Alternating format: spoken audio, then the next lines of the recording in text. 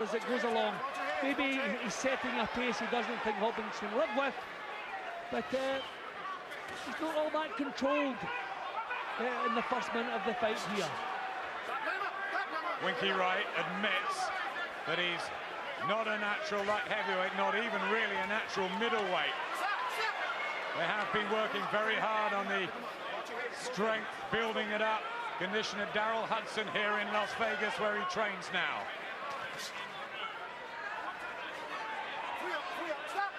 Well, Winky forcing things here, as I say, trying to make that early impression, but he's not finding the target, and he's taking little chopping, not hurtful, but little chopping counters. There they go again. Hopkins knows all the tricks, knows how to nullify what you're good at and get his own workout. Right to the body from Hopkins, who believes Wright has nothing more than a shell-like defense and a jab, and Wright felt the punch there from Hopkins, who believes he carries more power higher up in weight than he used to. Well, not the tactics that I expected from Winky Wright, but we were right about one thing, Adam. They are going to engage. I think they're worried about the down publicity they had to suffer, the fact that people's expectations were so low, so it looks like we're in for the type of fight we hope for.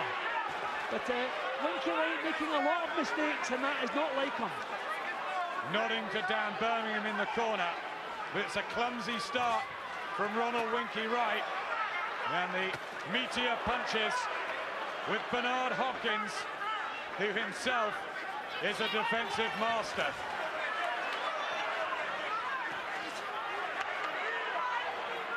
Well, it's good to see Winky Wright fired up, but he certainly needs a bit more method.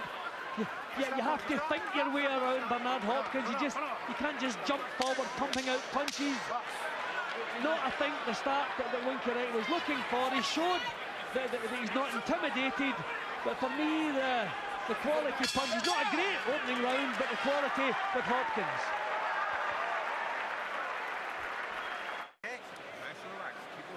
Freddie Roach, who's joined Bernard Hopkins' team because Nazim Richardson, his longtime trainer, had a stroke, unfortunately. He is ringside tonight, though.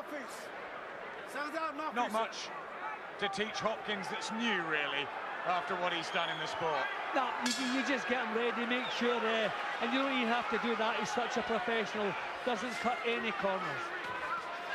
I think Winky's got to land some punches without fully committing himself. I think he committed himself too much in the opening round, left himself open to counters.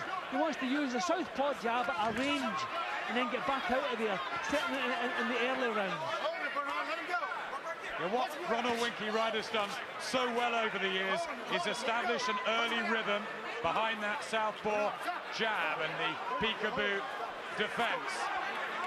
Bernard Hopkins has faced 10 southpaws, beaten them all and stopped 9, and he is very capable of slipping that jab too.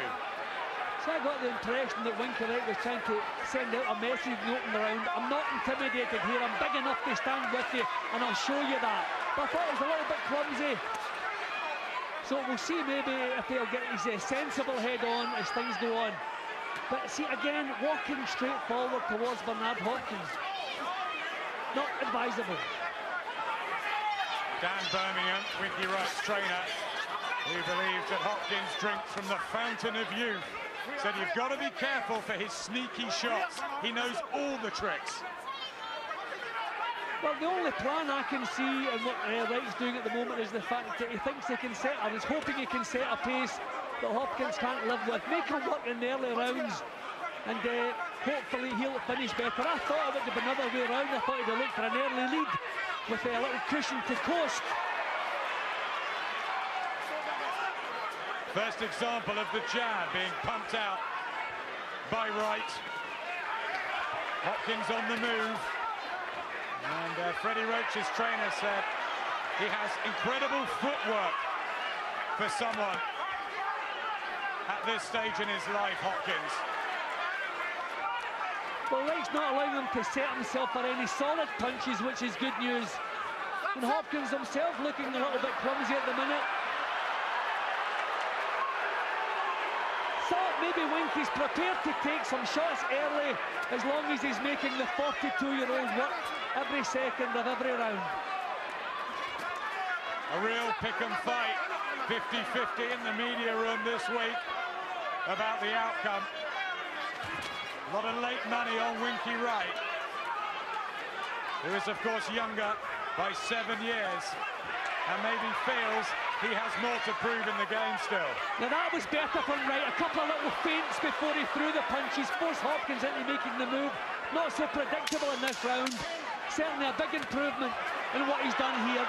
Big improvement in Winky Wright's work, using his head now. Yeah, got hold of the middle of the ring, shaking his head and winking at Hopkins. In the gym, okay? Fine. You're smarter than this guy, okay? Keep turning them after your combinations. Beautiful, okay? Everything's working. The body shot, the jab. Freddie Roach there saying you're smarter than this guy. Tit for tat, these rounds could swing. It could be very close, Jim. Yeah, but I thought Winky Wright caused Hopkins some uncomfortable moments in the second round there. More method in what he was doing, showing little feints as he's doing now. A lovely counter. Heads there, and Winky Wright furious. He said in the build-up that he believes Hopkins is a dirty fighter. Referee Robert Bird. But I don't think that was intentional. He was throwing a little chopping right-hand counter, and the heads come on. But I mean, you couldn't call. I mean, I think Winky here, with his experience, is just making sure that the judges knew that it was a headbutt that caused it. But yeah, well, no question it was a headbutt. You saw it there. I don't remember Ronald Winky Wright being cut in his 50-fight career, but he is by the left eye. Accidental clash. And it will be a no contest if it stopped before 4 rounds. Well, both been warned for use of a carelessness with the head. But Winky is fired up and not allowing Hopkins to use that natural weight advantage. They're trying to get on top of Hopkins. There's the good defense of Wright. Again, he complains to the referee about the use of the head.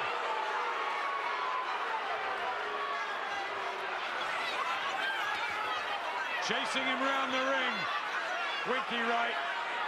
He is fueled now, the Floridian southpaw.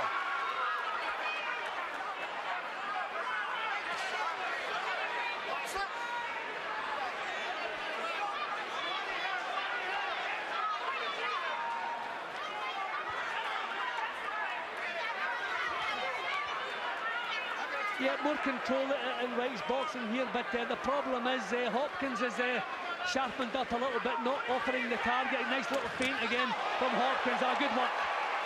Yeah, lovely right hand. He's cute and cagey, Bernard Hopkins. He finds punches from angles really well, like he did to totally outclass Antonio Tarver as the underdog last year.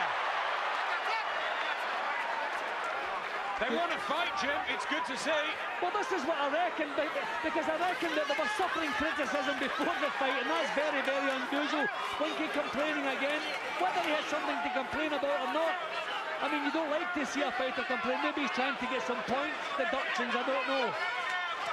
But he's equally to blame for the way the heads are coming together. Blood trickles from the left eye of Ronald Winky Wright.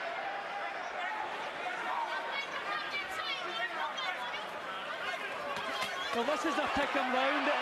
Is it Winky's aggression or the cute counters from Hopkins? Good work just towards the end of the round from Hopkins. A lovely punch there from the so-called executioner. And a right to the body, thuds in. And Winky Wright dropped his hands as he's done on occasions before. A lot of good defensive work from Hopkins in that round.